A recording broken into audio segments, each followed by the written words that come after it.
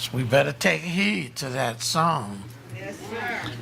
Hold to God's unchanging hands.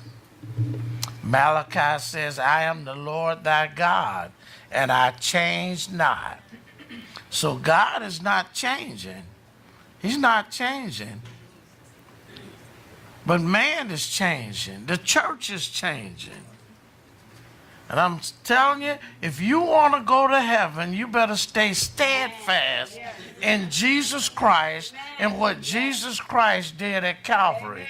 Because Jesus said, I am the way, the truth, and the life.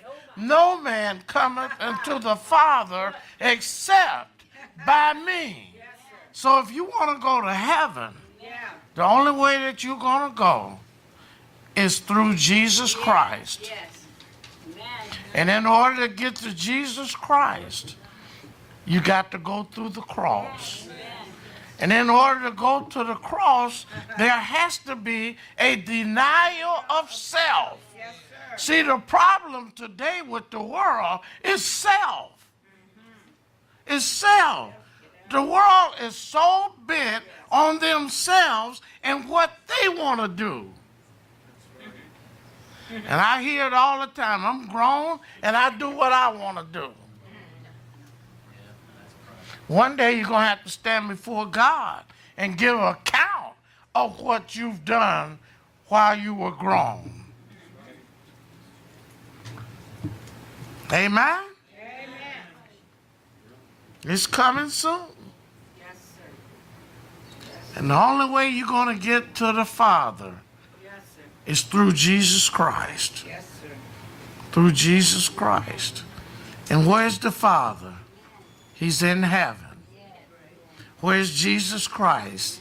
He's seated at the right hand of the throne of God. The only way you're going to get there The only way. Yes. is that you got to go through Jesus Christ and what he did at the cross.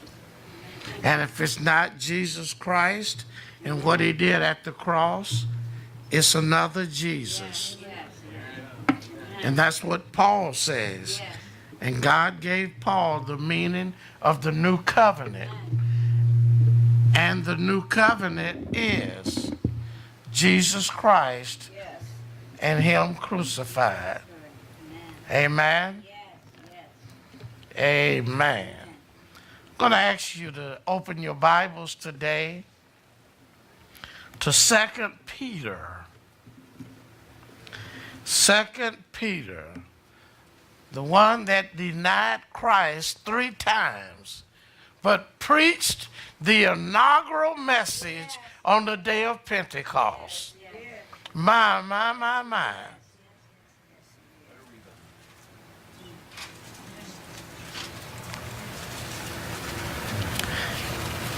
It just lets you know that if you fail God, all you have to do is repent, and God will still use you. Hallelujah. How do I know that? Because the Bible says the gifts and callings of God are without repentance. In other words, when God calls you, you don't quit. You don't get angry one day and say, I'm going to take my marbles and go home. You don't quit on God. Once God calls you, you are called. And guess what? I never planned on retiring from preaching behind the pulpit. When God say you can't do it anymore, he'll set me down. But the gifts and callings of God are without repentance. That means you don't retire from God's word. Amen. Hallelujah. Am I telling some truth this morning, church? Amen. Amen. God need more like that. And there's some people running from God. God needs you. He needs you to do the ministry of reconciliation. He needs me. Hallelujah. Tell people how they can be saved, how they can be born again. Let them know it's not by works. Hallelujah. 2 Peter chapter 1.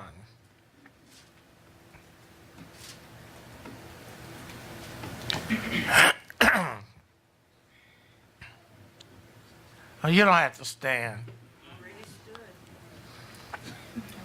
You don't have to stand.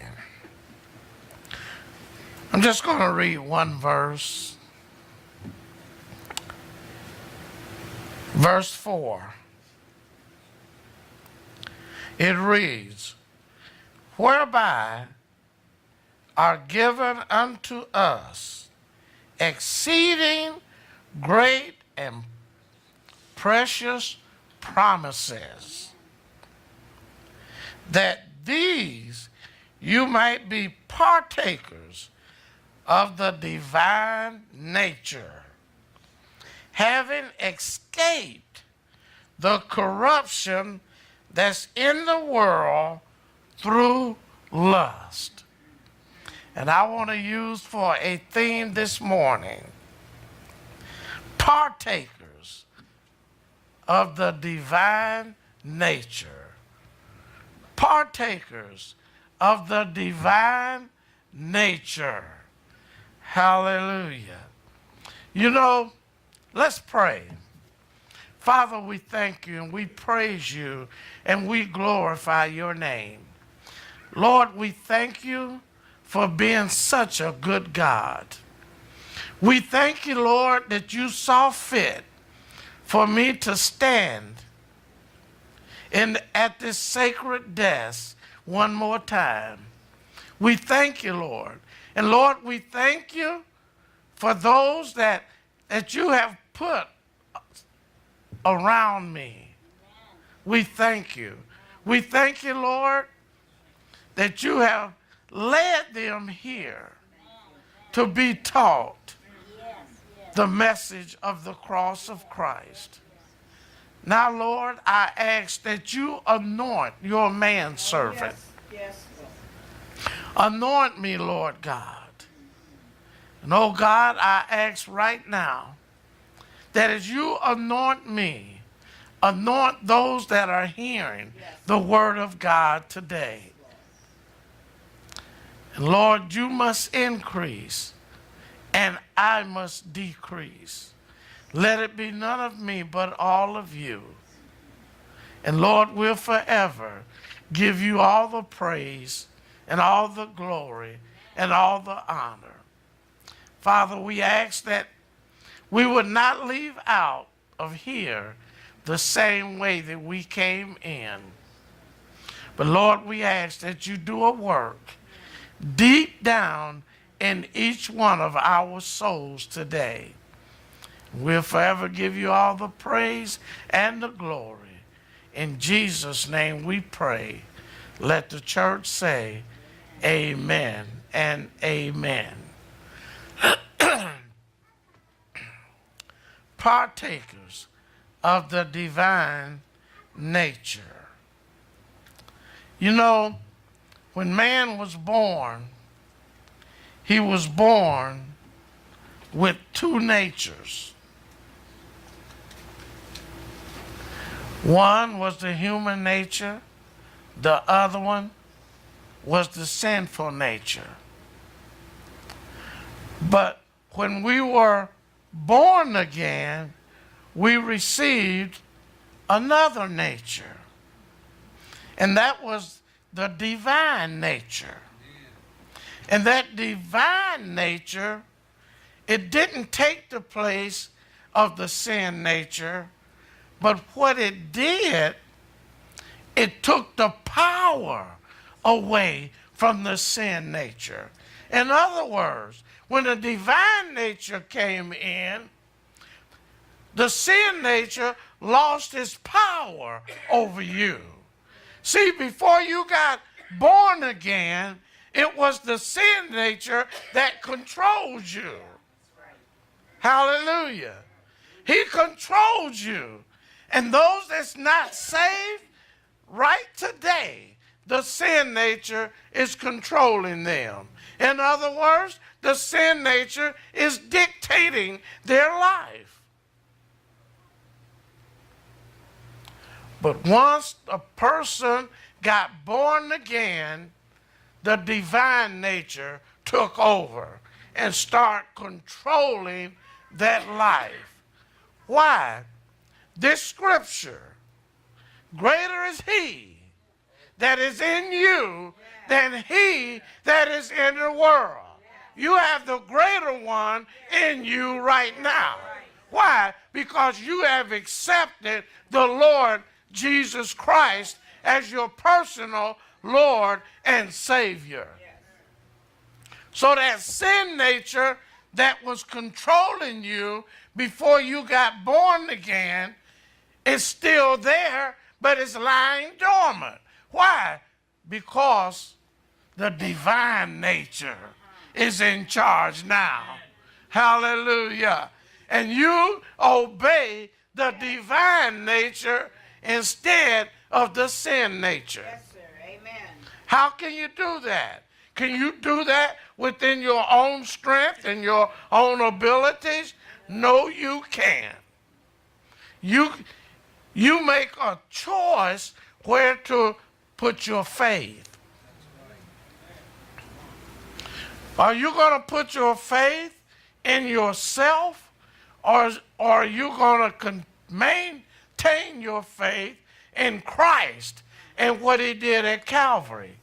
Now, when you maintain your faith in Christ and what he did at Calvary, the divine nature, which is the Holy Spirit, he empowers you to be able to live apart from the sin nature. There you go, honey. Clap your hands. If nobody else is going to clap, she said, I'm going to clap this morning. Hallelujah. Hallelujah. Bring up a child in the way it should go. And when it's old, it will not depart from it. Hallelujah. She's been brought up right. She's been trained right. Hallelujah. Glory to God. But that divine nature, you are partakers of that divine nature because you have accepted Jesus Christ as your personal Lord and Savior. And you had nothing to do with it. The only thing that you had to do with it is say yes to Jesus Christ. The Bible says, whosoever calleth on the name of the Lord shall be saved. And you know, the problem today, the church doesn't really understand the born again experience. When a person is born again, it means that who he used to be died. See, you have to die to be born again. You can't be born again and remain who you were. You have to die. That's why Paul says the old man is dead, meaning who you used to be died. So when you die, then the sin nature becomes dormant. And the divine nature becomes active. You are partakers of that divine nature just by accepting Christ.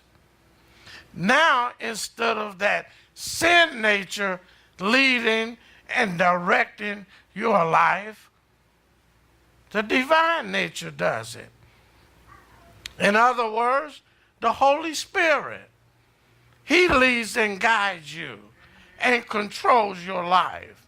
He empowers you and anoints you by grace, that sanctifying grace, that justifying grace. He empowers you and helps you to be able to live a holy and righteous life on a daily basis. Yes. Yes. Yes. See, you can't do it within yourself. That's right. That's right. That's right. And when your faith is in Christ and what Christ did at Calvary, the Holy Spirit continues to empower you and anoint you to be able to live for God.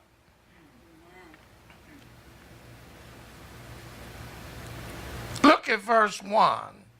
It says, Simon Peter, a servant and apostle of Jesus Christ, to them who have obtained like precious faith with us through the righteousness of God and our Savior, Jesus Christ. Peter calls it like precious faith. Hallelujah.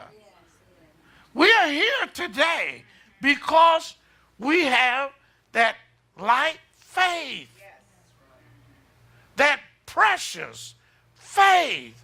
And that faith is in Jesus Christ and what he did at the cross. It's no other faith that God will accept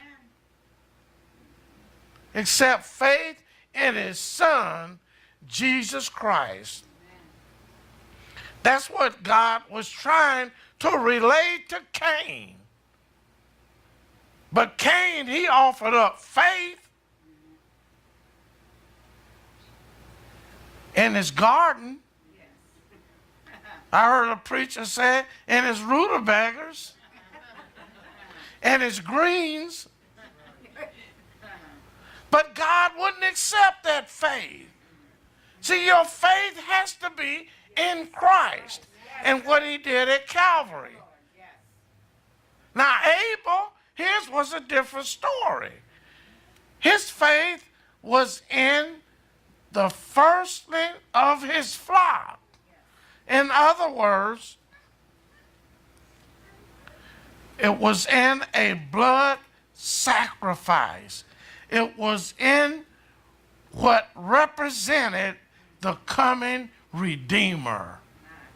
And God accepted it. The Bible says Abel offered up a more excellent sacrifice than Cain. So what the writer was saying is that both of them offered up sacrifices. But Abel's sacrifice was more excellent, meaning it was perfect. It represented the coming Redeemer. So the Redeemer has come and ascended into heaven, sat down at the right hand of the throne of God. And we look back 2,000 years ago to what that Redeemer has done. He died, he was buried, and he rose again the third day, just like he said he would. So when our faith is in what he did, Peter says that is precious faith. It's precious. And it's precious to God, so God accepts that faith. And he imparts the divine nature in that person. And that person doesn't have to buy it. He doesn't have to work for it. He doesn't have to climb mountains for it. He just says, yes, I believe it. I believe what Christ did for me 2,000 years ago. And the Holy Spirit imparts the divine nature in that sinning believer. And that believer becomes partaker of that divine nature. Hallelujah. And that believer, he's partaker of everything that Jesus Christ died on the cross for him. Hallelujah. He didn't have to buy it. He didn't have to pay for it. He didn't have to beg for it. It was a free gift. Hallelujah. And if you told God, God, I have $1 million. I want to buy that divine nature. You know what God would tell you? It's not for sale. It's free. It's a gift. You don't pay for gifts. You don't work for gifts. It's free. Hallelujah. My. I wish I would have heard preaching like that when I was out in the world. I had to wait till I was 37 years old before I heard it. And when I heard it, I laid down and said, Lord, here I am. Hallelujah. Because that's simple. That's not complex. See, man makes it complex. But God makes it simple. Why? Because he wants everybody to have it. Hallelujah. Glory to God and the Lamb forever. Hallelujah.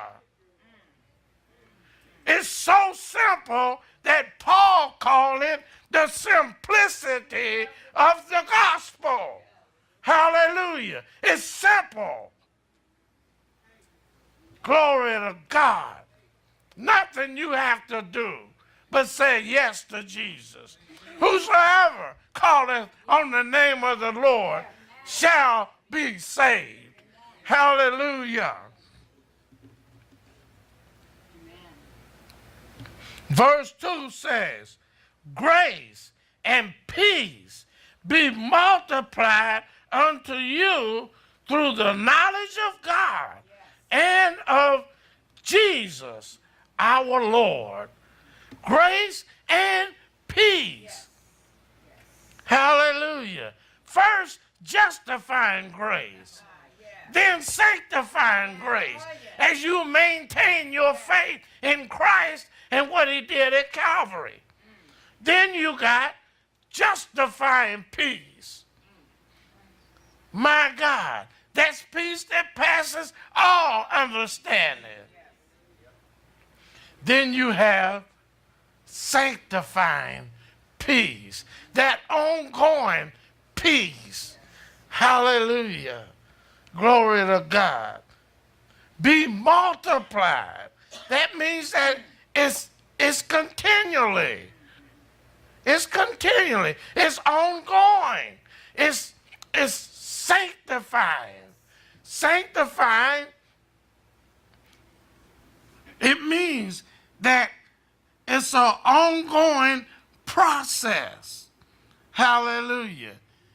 Grace is extended to you through your faith in Christ and him crucified. And before you come to the Lord,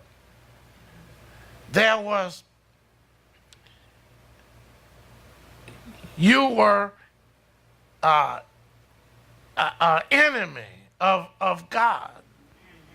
Yes. Yes. Right. Right. You didn't have peace with God. But then, when you came to God through Jesus Christ, that gave you peace with God. Yes. Yes. And that peace is ongoing as you maintain your faith in Christ and Him crucified. The note says this is both sanctifying grace and sanctifying peace, all made available by the cross. Hallelujah. Verse 3 says, according as His divine power that comes through the cross, that divine power comes through what Christ did at Calvary. Paul says, for the preaching of the cross is to them that perish foolishness. Yes. But unto us which are saved, Yes. the preaching of the cross Yes. is the power of God. Yes, sir. So true. So according as His divine power have given unto us some things, all things, all things that pertain unto life and godliness. In other words, everything that you need in your daily life, it was given to you, to us, at the cross. Yes, sir. And also, all things that pertain to godliness was given to us at the cross. In other words, we can't work up things of God. No. We can't make it happen. That's right. It all works by faith. Faith in Christ and what He did at Calvary. I don't care how emotional you get. You might fool people and make them think that it's the Holy Spirit. But if it's the flesh, the Holy Spirit is not going to budge. Amen. But if it's faith in Christ and what Christ did at Calvary, the Holy Spirit will move on your innermost being. That's a guarantee. That's a guarantee. The Holy Spirit only works in the parameters of our faith in Christ and what Christ did at Calvary. Hallelujah. I don't care how loud we holler.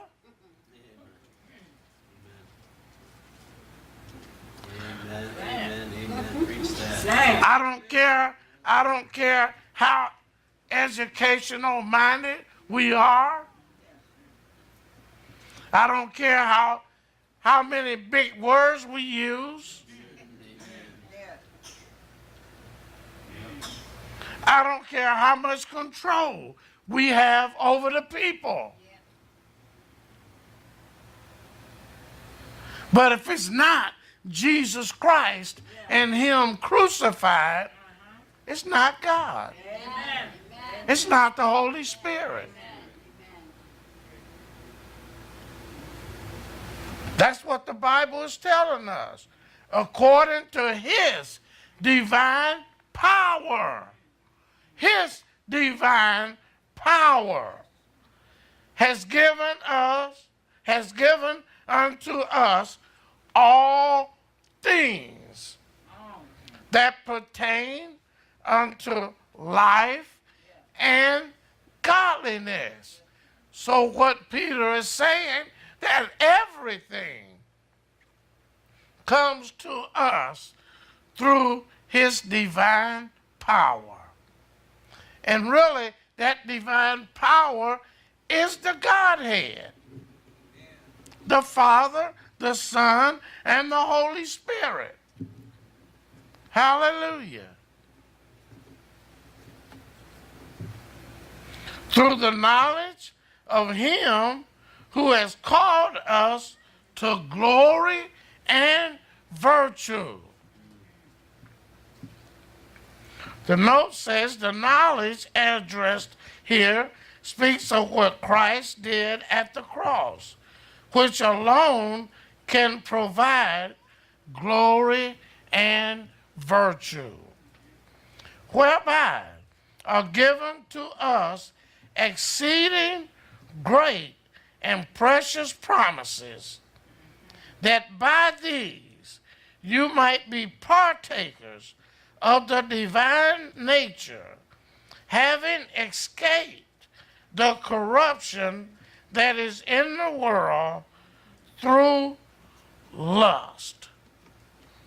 So that's how we escape the corruption that is in the world, through faith in Christ and what he did at Calvary. Why? Because the divine nature was imparted to us. And the sin nature, which caused us to be corrupted by the world, is laid dormant. Really, it's counted ineffective. Meaning that it doesn't affect you any longer. It doesn't have power over you any longer. Why? Because now the divine nature has taken control. And as you depend totally on Christ and what he did at Calvary, the Holy Spirit does the work. Hallelujah. The Holy Spirit does the work. Verse 5 says, and besides this, besides your faith, besides your faith, meaning that when the divine nature is imparted into you, there's something else added on to your faith. You can't add it on, but the divine nature imparts it to you. It says, and besides this, your salvation came by your faith. You are saved by grace through faith and not of your works. So it says, besides this, giving all diligence, add to your faith virtue. You can't add that to your faith, but when you put your faith in Christ and him crucified, the Holy Spirit adds virtue to your faith, and you walk in it.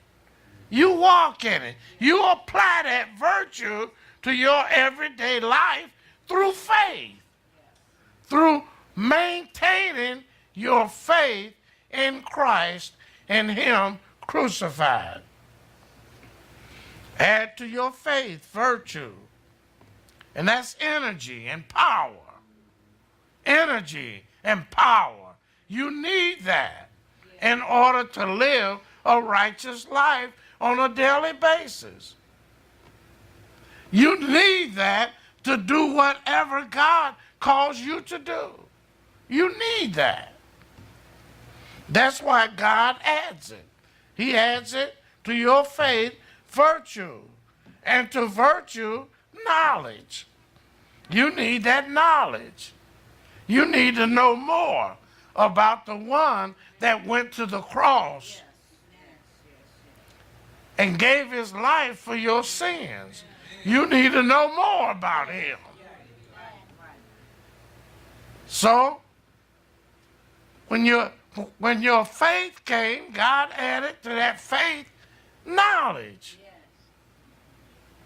And so, as you maintain your faith in Christ and him crucified, God gives you more knowledge of what Christ did for you at Calvary's cross. And that's what's wrong with the church today. The church doesn't understand what Christ truly did for them at Calvary's cross.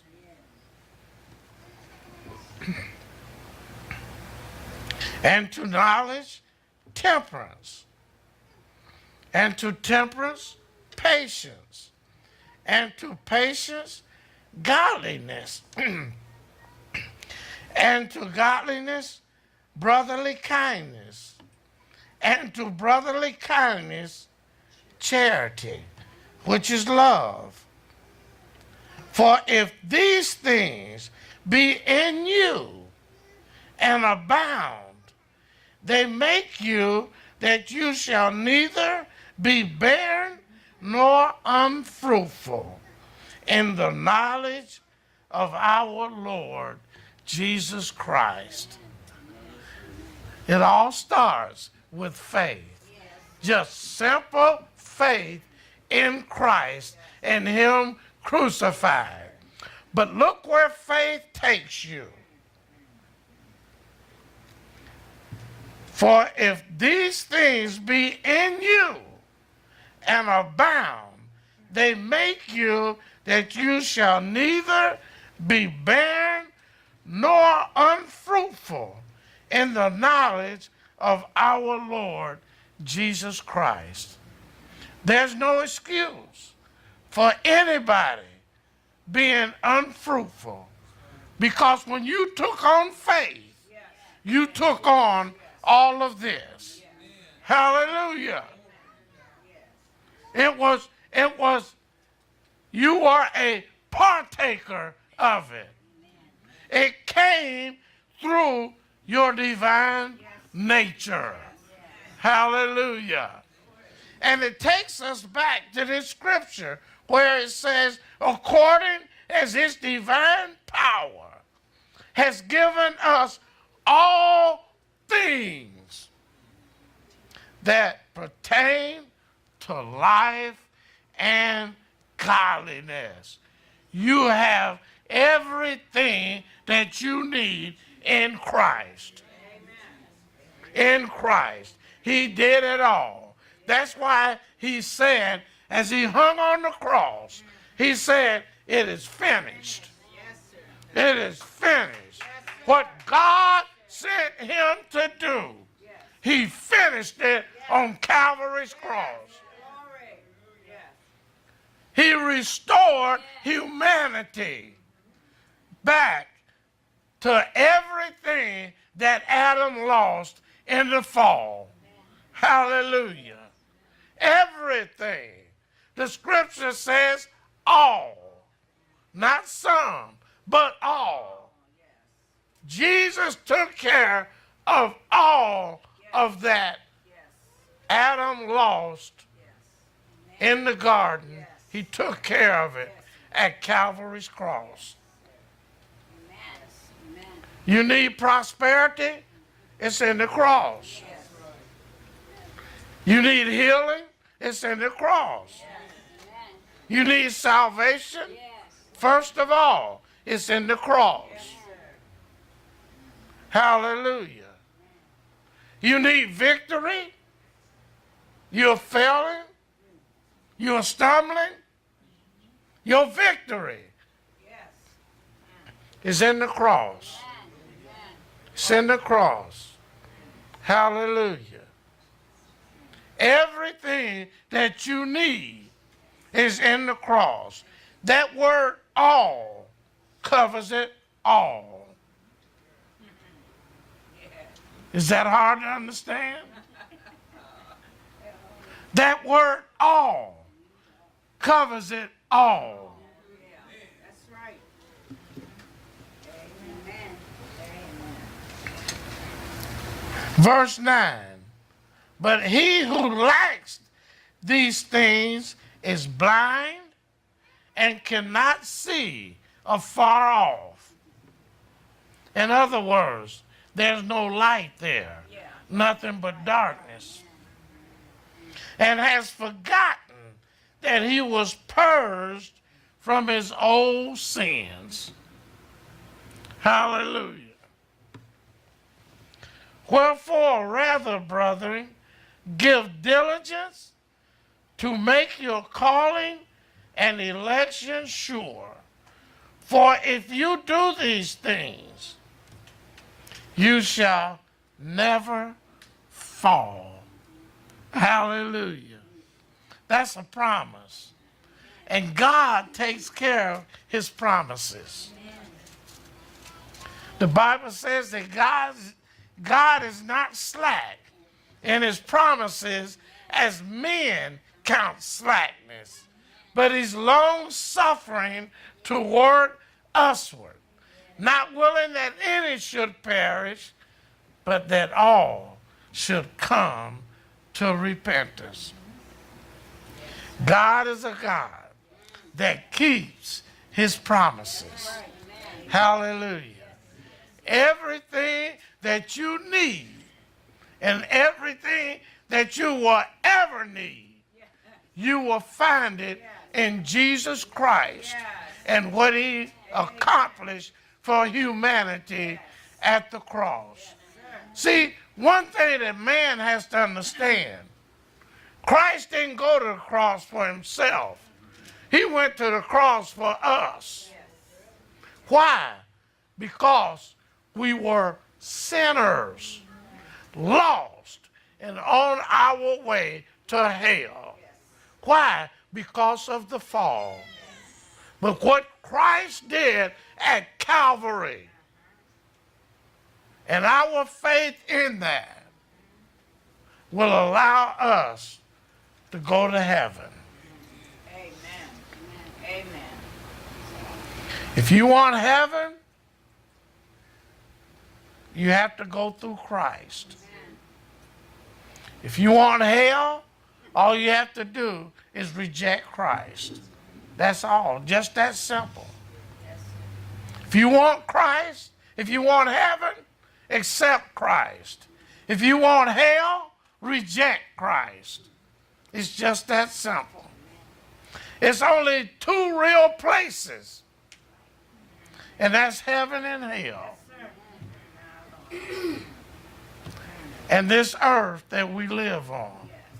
So that's three real places. Hallelujah. Partakers of the divine nature. Shall we stand?